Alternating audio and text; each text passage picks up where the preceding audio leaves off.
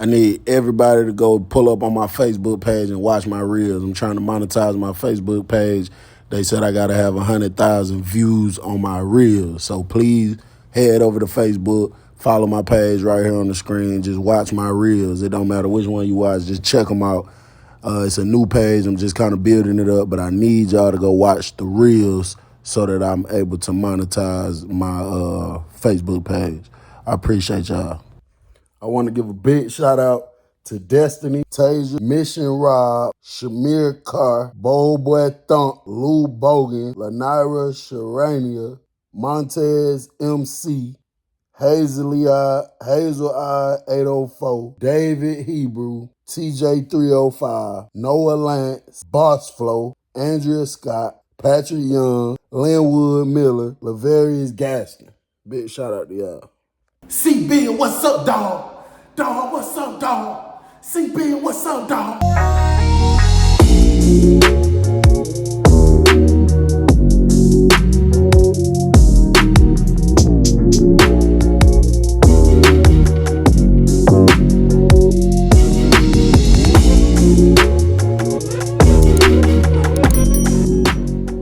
What up, though, y'all? It's your boy Bill. I was locked up with a dude. We used to call him Uncle Frank. Now, I know I talked about a dude named Old Man Frank before. This is not the same people. There's two different people, two different prisons. Uncle Frank had far more sense than Old Man Frank. Uncle Frank was from Detroit. Old school dude. I think Uncle Frank was like early 60s. Brown skin, had a little curly hair. I used to always pick on him, talking about he got an S curl in. About 5'8", 5'9", about 165 roughly. Uncle Frank, all he used to want to do is hustle, hustle, hustle, hustle. The man was taking care of his wife and his kid. Uncle Frank had been locked up for only like 2 years at the time. He had a life sentence. His story, from what he told me, was he was a big, drug dealer on the streets. He was going to serve somebody 2 bricks. And I guess the person he was going to serve really was working with the police and setting them up. So the police got behind him. So he said he used to always keep a knife with him in the car just for stuff like this. And whenever he made big transactions, if he was the one doing it, he only did it when the weather was real bad. So he said it was pouring down raining. The police got behind him on the highway. He said he cut into both of the bricks and, just did it like that out the window. Made sure every single piece of it got messed up in the rain. He said he ended up wrecking because the rain got too bad. He got out, took off running, and they ended up catching him. They was able to gather, some of that stuff, and then, they got the camera on the police car that see him, throwing the stuff out the window, but the rain destroyed most of it. They did, by the time they brought it to evidence, it was nowhere near 2 bricks. And he said they still gave him a life sentence for it, bro, which was, I think, more so because of his prior convictions. But every time Uncle Frank used to see me, I used to come in the door. I used to always stay trying to go outside the door. Every time I used to come back in, he'd be at the card table playing. And when I come through the door, he'd be like, CBN, what's up, dog? Dog, what's up, dog? What's up, dog? That's just how he talked, bro. Uncle Frank was a major hustler, bro. This man was a store man. He was selling food. He was selling Chris Brown CDs, Al Green CDs, Miley Cyrus. This man had everything going on. I remember he got to arguing with a dude one time, a big argument. Uncle Frank went screaming, veins popping all out his neck, balling up his fist. I thought he was finna beat hell out the little dude. It was all about $7 in food. And dude was trying to tell him, come on, Uncle Frank, you got all that stuff, bro. Uncle Frank had 7 or 8 locker boxes. Now, we was in an open dorm. So we had, it's like a big gray box, that long, that wide, where we fit all our property in. So he had 7 or 8 people that ain't have nothing. Their box was empty, and he used to pay them to let him put all his other food in there. This man probably had more food than everybody in the dorm. So the dude telling him, come on, Uncle Frank, man, you got all that food, you tripping about $7? And Uncle Frank I don't give a dog. I take care of my family, dog. I take care of my family. I need every penny to add up, dog. So, for the people who wonder how the hell he talking about he take care of his family with some damn snacks, what he gonna send it to them and let them eat it? No, it's called cashing out. In prison, with the snacks that we buy off the store, if I gather up $12.50 worth, I can sell this for real money. Cash App, Green Dot, Western Union, however you want to do it, you can get $25 for that. And then if you got 25 in food, you can get 50 for it. So it's a lot of ways to hustle.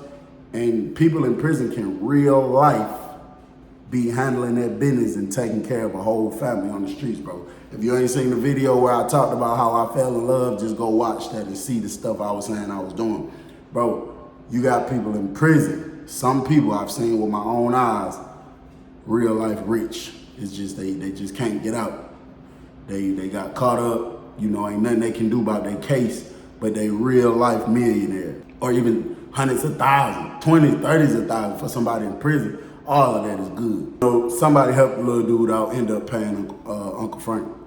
I get a letter in the mail one day. Now I've been talking to this girl that I met on Facebook or Instagram. I think it was Facebook. We've been talking for about 6-7 months. So now I have been sent her it's a visitation packet. In order to get somebody on your visitation to come see you, you gotta go get this packet from the counselor. It's like a little thin packet, like 3-4 pages. You gotta send it to whoever. They gotta fill it out, and then when they get ready to sign it, they gotta go do it in front of a notary, get it notarized. Then they gotta send it back addressed to your counselor. Then when your counselor get it, they'll add that person to your list. So I got a letter. It was from old girl. I had been sent her the packet. She was telling me she sent it back to my counselor. I had told her the name of my counselor. She told me she been sent it back to him. Just let me know when she's officially on the list, you know, so she can come see me or whatever. So, you know, I make my way up there ASAP, go ask the counselor. Oh, girl, sent you something? So he like, nah, I ain't nothing came yet. I went up there like 3 days straight. On the third day I went up there, the counselor was like, yeah, I got it. I'm about to do it right now. He had the thing in front of me. He went to doing it. He was like, she good. All she got to do when she could come any day, Saturday and Sunday, between 7 and 3. I don't really remember the times. I think it was like 8 and 3. Whatever. He was like, she could come any day, Saturday and Sunday, between 8 and 3, long as you still in general population, long as you're not in the hole. All she got to do is bring her ID. So I run back to the dorm. I pay somebody to get on their phone. I call her. I'm like, hey, yeah, I just talked to the counselor. He said, you A1, you can pull up. Man, I hadn't had a visitation in years. I haven't had a visit in years, damn near 5 years. My first 5 years, I wasn't getting no visits. So, but I used to talk to my folks all the time on the phone every day. I just wasn't getting no visits. So that we had it set up for, I think that following Sunday. She lived in, I was in Milledgeville, Georgia.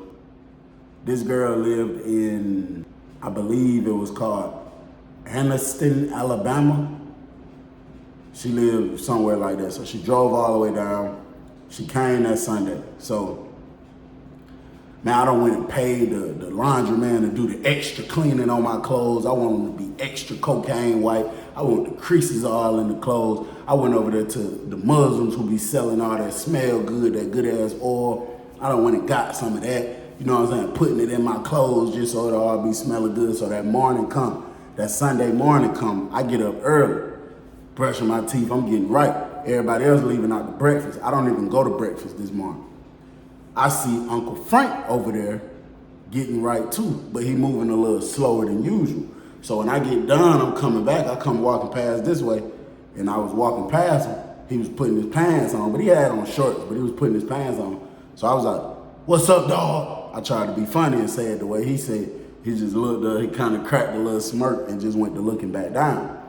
I'm like, damn. Now, I know some of you probably think, well, it's early in the morning, 5, 6 in the morning. That man don't want to damn talk and kick it. That's not true because he be wanting to damn talk and kick it 5, 6 in the morning. He don't be giving a damn. So I knew something wasn't right. I knew something was wrong. So over there to my bunk, you know, I grab my other clothes and stuff. I go hit the shower, come back out. I still had a little bit of that oil I got from the Muslims wrapped up in some like saran wrap almost. You know, I put my clothes on. I take the little stuff, I wipe it all on me, got me smelling good and fresh. I look over there to Uncle Frank.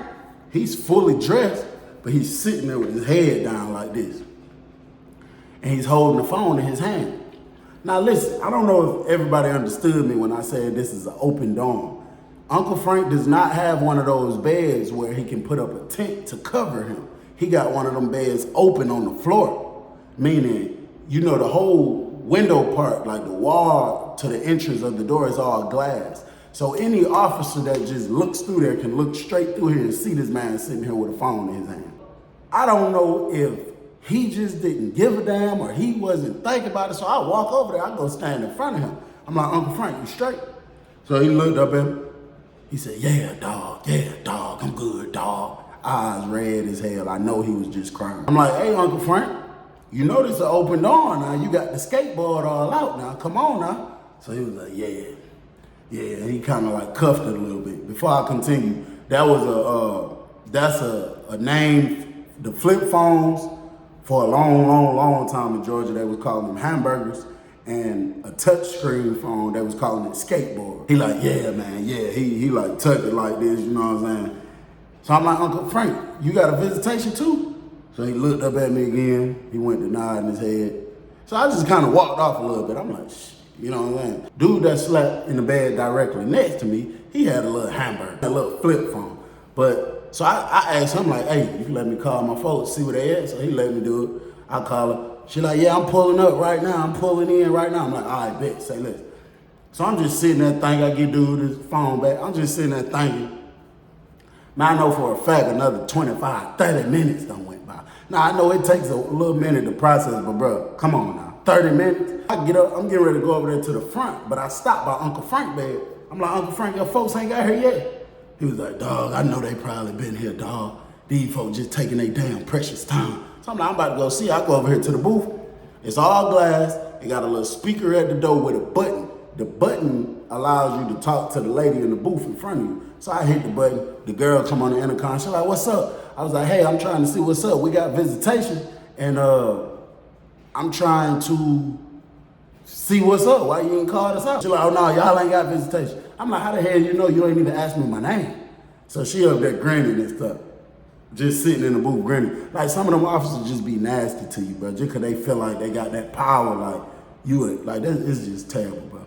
But now she's going back and forth with me, telling me I ain't got no visitation. So I eventually walk away from over there. So I come back this way. So I was getting ready to walk past Uncle Frank, because he's sitting here looking all sad and stuff. I don't want to, you know what I'm saying? So he was like, man, dog, that girl be lying, dog. I wouldn't even pay her no attention. She be lying, dog. And I'm like, all right. So I asked him right then and there. I'm like, hey, Uncle Frank, you'll let me call my folks? I didn't want to ask the dude that slept next to me again, because just kind of a lesson I learned in life, bro. You don't want to wear out your weapon. You know what I'm saying? If you just let me use your phone, I don't want to have to turn around and ask you, hey, bro, you can let me use it one more time? And then he might be looking at it like, damn, bro, I just let you use it, bro. You know what I'm saying? So I wanted to try something different. So I asked Uncle Frank. Uncle Frank gave it to me. I called old girl. Ring, ring, ring, ring, ring, no answer. I delete her number out of his phone, give it back to him. So I go sit back down on my bed. Now I'm just waiting. I done went to doing push-ups and everything. So the girl finally come over the intercom and called me and Uncle Frank's name and said we got visitation. Uncle Frank took his phone to a dude named Press that slept in the bed directly behind Uncle Frank. He slept in the bunk bed. Press actually had the tent up around his bed blocking off so the officer can't see him in there on the phone. So Press was his homeboy. Like, Press ain't from Detroit, but him and Uncle Frank were real cool. And he gave it to him. He told him, you know, he going to visitation, hold it down. So we leave out. When we leave out the first door, it's another door right there in the little circular hallway. And the lady in the booth got to pop the door, and then we're going out. Once we get to the end, it's another door we got to stop at. The lady in the booth got to hit the button again to pop us out. Once we get to that door, bro, I heard Uncle Frank. I heard him like sniffle.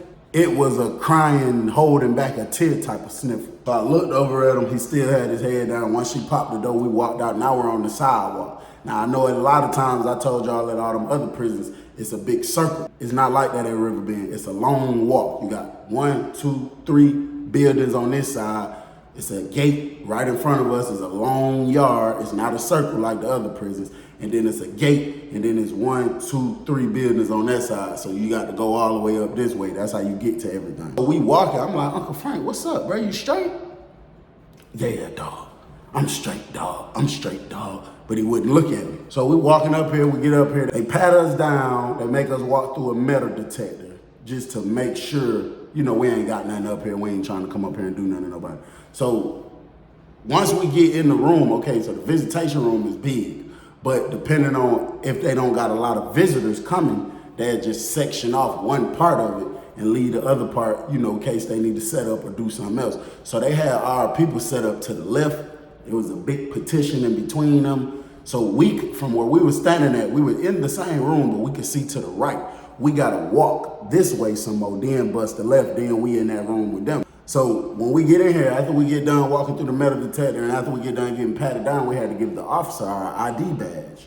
So I gave the officer mine, Uncle Frank gave him his. So the officer was like, all right, go ahead. Then he went back on the other side and sat down behind the counter. Uncle Frank looked at me and said, C-Bill, when you go back to the dorm, tell Press to hold my phone down. Make sure he lets you use it. Tell him you can use it every day. Tell him I said that.